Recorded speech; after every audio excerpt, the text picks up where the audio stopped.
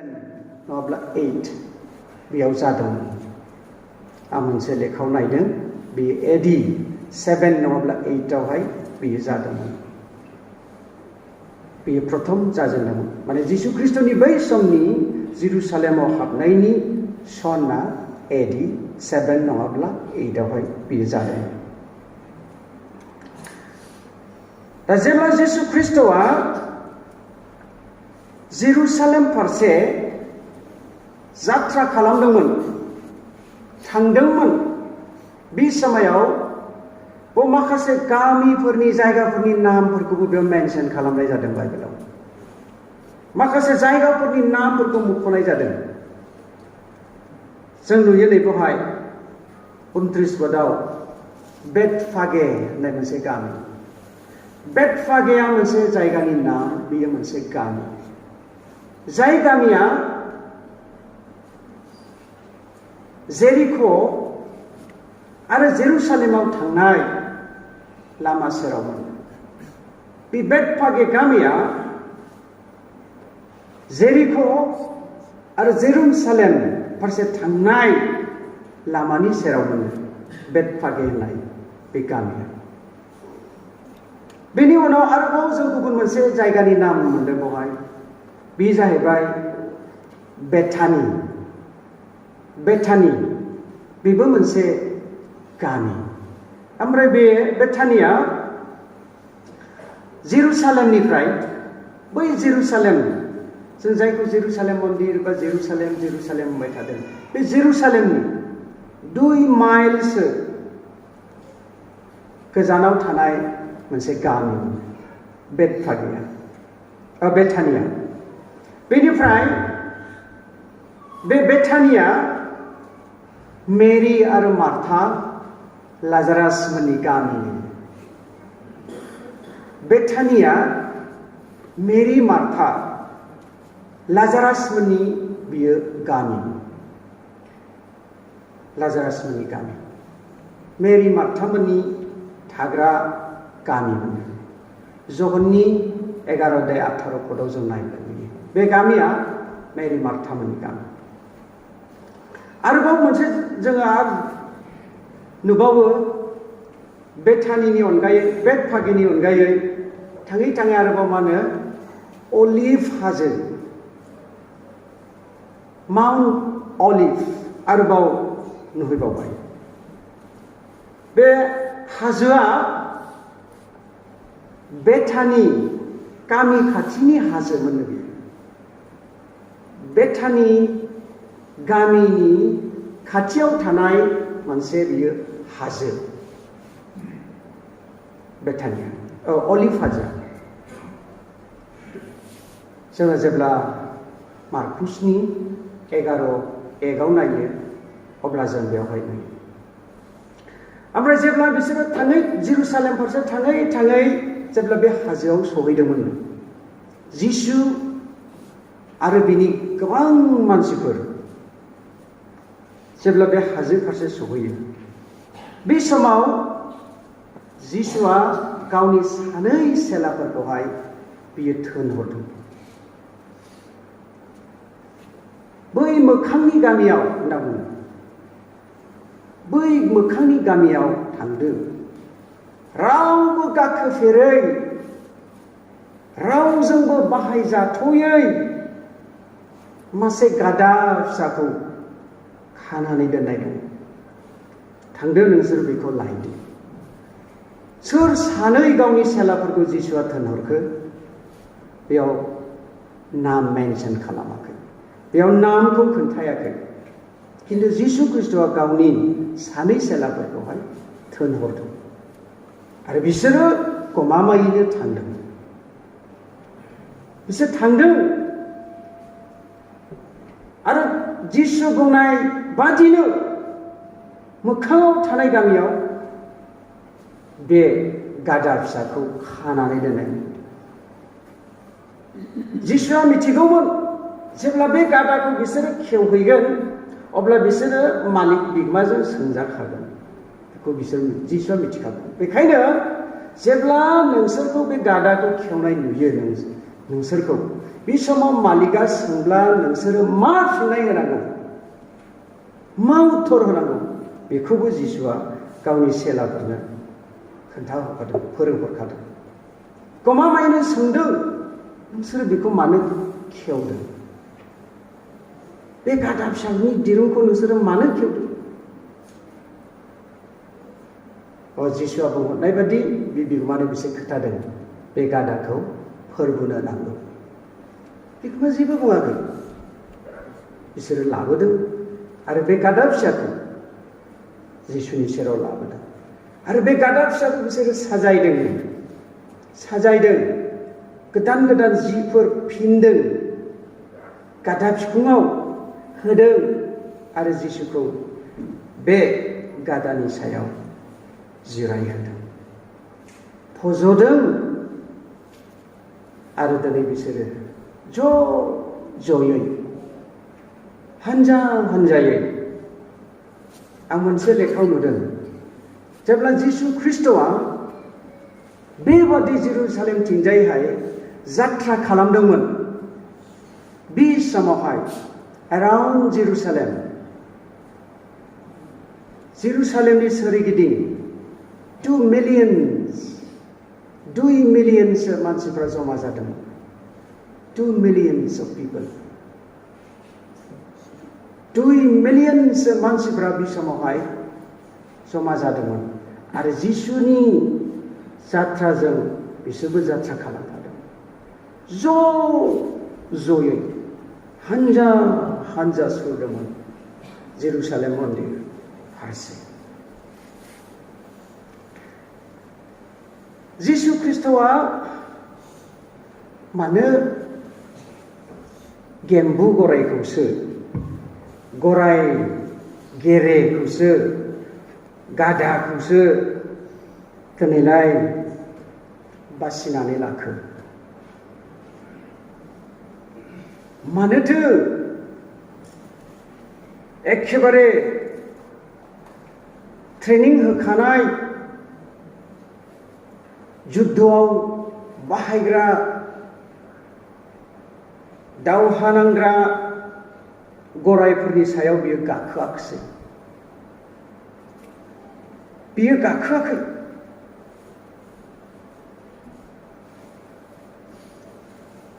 नाथाय बियो गाधाखौसो दिनै बियो बासिनानै लाबाय।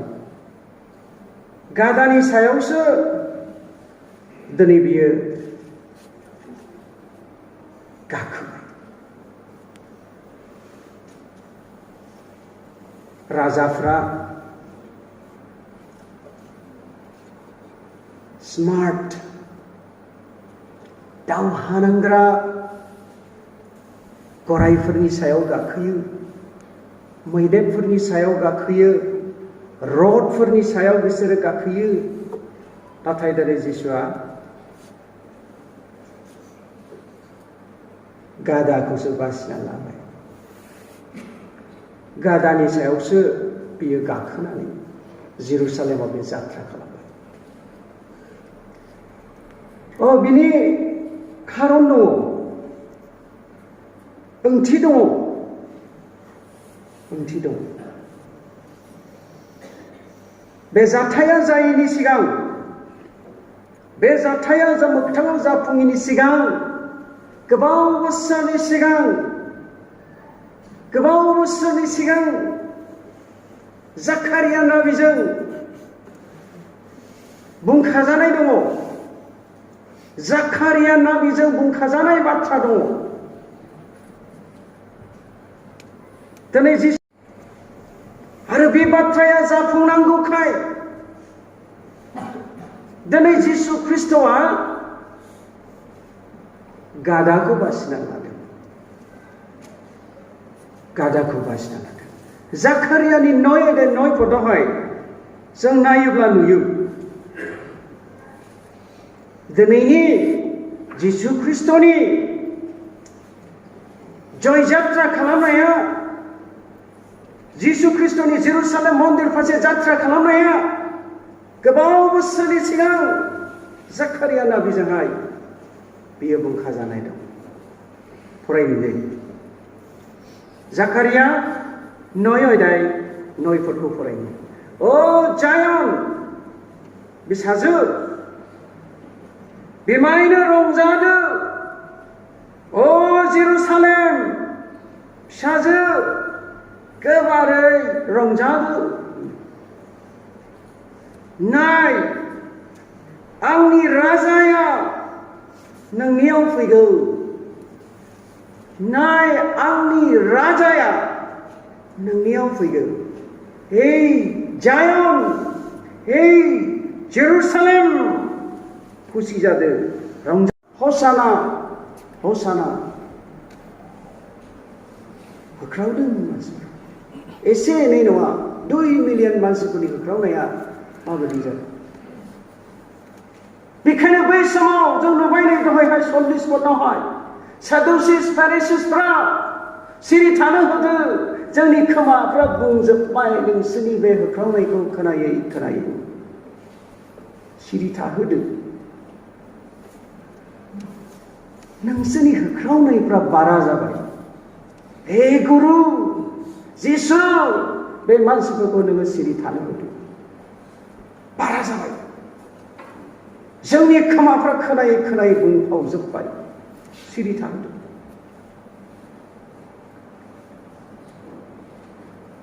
एसेल' मानसि नङा, गोबां हाजार हाजार मानसिफोरनि होख्रावनाय। बेयाव बै फारिसेफ्रा डिस्टार्ब मोनदों। खोनासंनो मादों। जिसुआ मा फिननाय होदों? आङो बिसोरखौ सिरि थानो थिनोब्ला बिसोरनि जानानै बै लामायाव थानाय अन्थाइफोरानो होख्रावगोन। बै अन्थाइफ्रानो, लामायाव गोग्लैनानै थानाय अन्थाइफ्रानो हुज्रिखावगोन। हसाना हसाना हसाना। मा बाथ्रा! बै अन्थाइफ्रानो हुज्रिखावगोन। दिनै जिसु ख्रिस्ट'आ हाजार हाजार मानसिफोरनि गेजेरजों दिनै बे जेरुसालेम मन्दिराव बियो जात्रा खालामो। हाजार हाजार मानसिफोरनि गेजेरजों दिनै बे जेरुसालेम मन्दिराव बियो आगान सुरदों। जों दिनै बेवहाय नुबाय बियो राजा, बियो राजा, बियो इसोरनि फिसाज्ला, बियो शान्तिनि राजा, बियो जोंनि बासायगिरि, बियो जिसु ख्रिस्ट'। जिसु ख्रिस्ट'आ दिनैहाय मन्दिर फारसे जात्रा खालामो। जेरुसालेम मन्दिर। बै समायाव दिनैलाय दालाय जिसुआ बबे मन्दिर फारसे जात्रा खालामदों?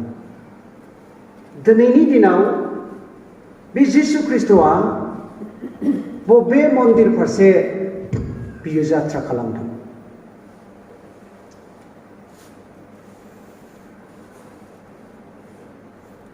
दिनै बे जिसु ख्रिस्ट'आ जोंनि अन्तर फारसे, जोंनि गोसो फारसे दिनै बे जात्रा खालामदों। बाइबेला बुङो, जों दहाय मेथाइबो खनबायना, नोंनि गोसोआनो जेरुसालेम मन्दिर, नोंनि बे जे हृदय, नोंनि जे बे अन्तर, नोंनि जे बे गोसो, बे गोसोआनो दिनै मानो जेरुसालेम मन्दिर।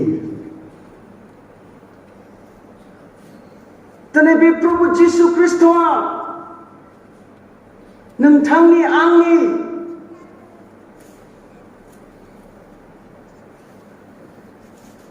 गोसो फारसे, अन्तर फारसे, हृदय फारसे बियो दिनै जात्रा खालामदों।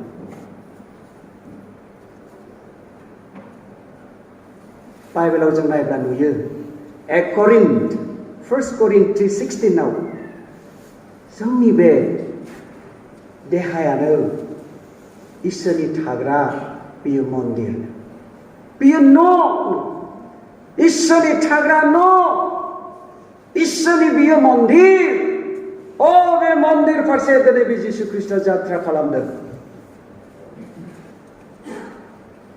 नोंथांनि बे अन्थरनि गोसोनि दरखङाव थानानै बियो टुक टुक टुक टुक बे टुक्रिदों बियो दिनै नक खालामदों रेभेलेशन 3:20 जों नायब्ला नुयो ओंखारलांनायनि 3:20 दिनै बियो दरजा सौदों नोंथांनि गोसोनि दरखौ खेवना होनो थाखाय नोंथांनि गोसोनि दरखौ दरवाजाखौ खेवना होनो थाखाय दिनै बे टुक्रि मारिदों नोंनि जिबनाव नोंनि अन्तराव थानो थाखाय हाबनो थाखाय दिनै बियो जात्रा खालामदों जों दिनै इसोरनि बयबो गंफा गंफा मन्दिर जानानै दिनैनि बे जिसु ख्रिस्टनि जात्रा खालामनायाव मा नोंथाङा दिनै गावनि अन्तरफोरखौ बेखेवना होगोन ना खुलिना होगोन ना बेनो जायगा होगोन ना प्रभु नोङो महान इसोर नों बोलोग्रा इसोर नोङो बासायगिरि इसोर नोङो आंनि प्रभु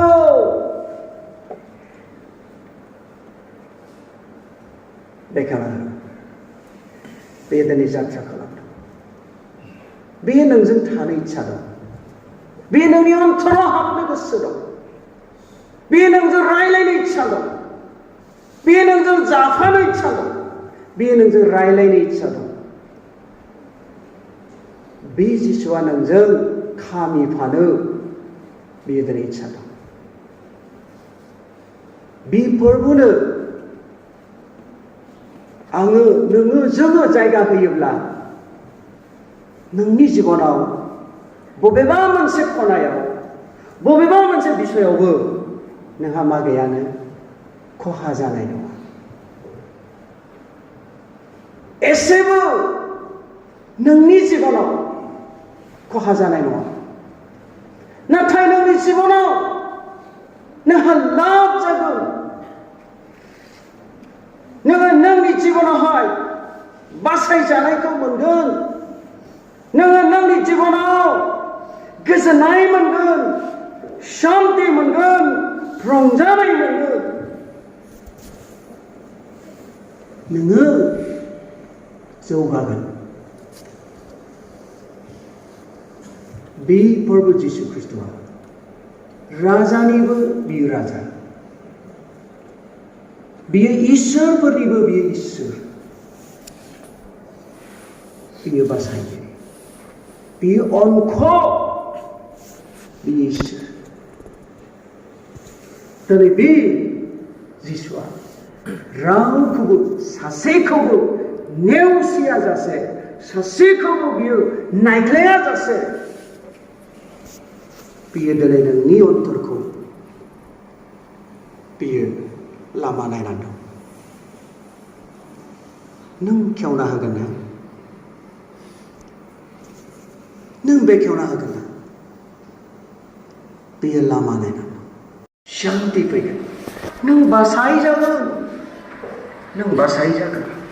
आरो नों गासै बिसयाव बे इसोरजों नों दैखांजागोन आरो बे इसोरा दिनै जात्रा खालामदों नोंनि हृदय फारसे नोंनि अन्तर फारसे बे जिसु ख्रिस्टआ दिनै जात्रा खालामदों बे राजा बै समायाव जिसुजों थाबायफानाय मानसिफ्रा इनायनो खुसि जादों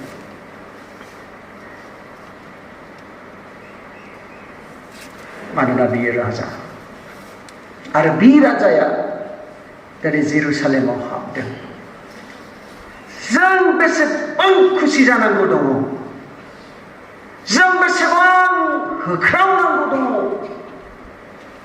हाजार हाजार मानसिफ्रा होख्रावदों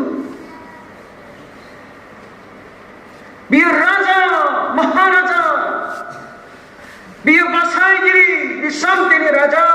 दिनै बियो जेरुसालेमाव हाबनो फैबाय हाबफैबाय होननानै खुसि जादों रंजादों उसिफावदों बिसिनि रंजानाया होख्रावदों जोंनि जिबनाव बेबादि महान इसोर महान राजा इसोरखौ जोंनि जिबनाव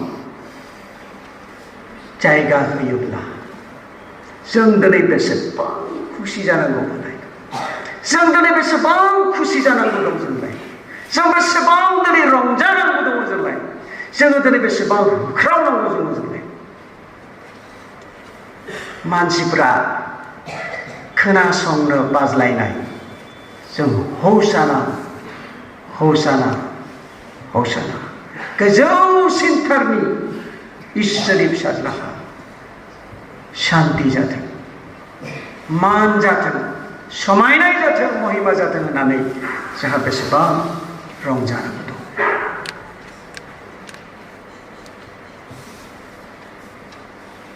दे जोङो दिनैहाय जोङो प्रभु जिशु ख्रिस्टनि थाखाय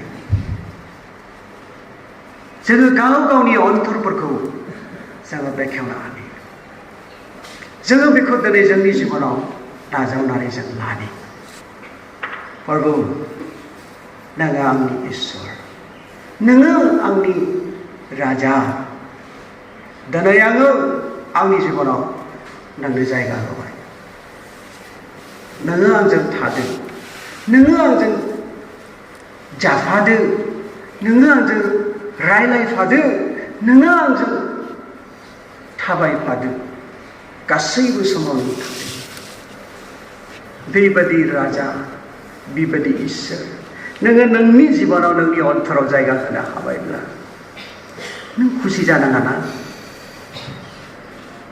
जानांगौ दे जों दिनै बयबो बे दुखुनि सप्ता प्रथम दिनै पालन खालामनायजों लोगोसे दिनै जोङो दिनै जागायजेननायजों लोगोसे दिनै जिशु ख्रिस्ट जात्रा खालामबायथ' मन्दिर फारसे बियो दा मोनाबिलियाव हाबनो हागौ जोंनि बाइबेलनि मथे दा मोनाबिलियावहाय बियो जायफ्रा फैगोन बे मन्दिर सिङाव हाबनानै मन्दिर फोसाबनायनि बाथ्रा जों खोनानो हागौ दिनैनि सानाव बे जात्रानि बाथ्रा बुंनो थाखाय आउटलाइन खालामना हरनायनिफ्राय दिनै आङो बेखौ बुंबाय दिनै प्रभु जिशु ख्रिस्टआ जोंनि अन्तर फारसे बियो जात्रा खालामो दे जों बयबो गाव गावनि अन्तरखौ जों बेखेवनांगोन आरो बेनो जोङो जायगा होनो आरो जों गुथै सप्ता मोनफ्रोमबो सेसन मोनफ्रोमबो गिर्जा फेलें खालामाजासे जों गिर्जायाव फै जों सोलोंनि बांसिन इसोरनि बोर आशीर्बाद जोंनि जिबनाव जों मोननो हानाय बायदि इसोरा जोंखौ बे गुसुं गोथार बाथ्रा बुंनायनि गेजेरजों गेदेर बोर आरो आशीर्बाद खालामथोंसै।